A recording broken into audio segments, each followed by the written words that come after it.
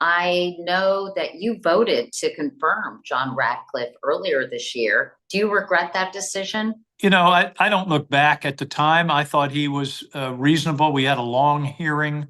I had a meeting with him before the confirmation vote. I would probably not vote for him again today, and I'll tell you why. I voted for several of the early Trump nominees, and then I got burnt. I thought that they were reasonable adults that were going to work and defend their agency, and then they turn around and the first thing they do a week or two later is give the keys to Elon Musk, and that really bothered me.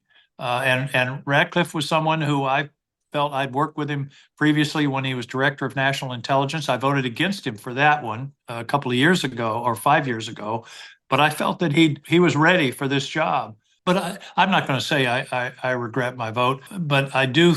I'm very uncomfortable with his allowing DOGE into the CIA, losing some really skilled people. It costs a lot of money to train a CIA agent, and recruiting is a big issue. I mean, we've been following their recruiting on the Intelligence Committee for several years, and now all of a sudden, hiring freeze and firing people. And I should say, I'm not against government efficiency, and I would never argue that there's exactly the right number of people in the federal government.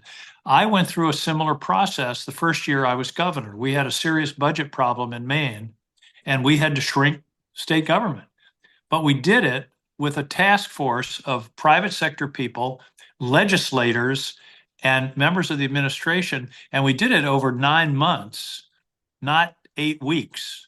And we did it in a systematic way. I remember looking at having the org chart of the Department of Conservation on the floor of my office and figuring out, could we do with only 3 regional offices instead of 5? But it was serious, thoughtful analysis, not with a chainsaw.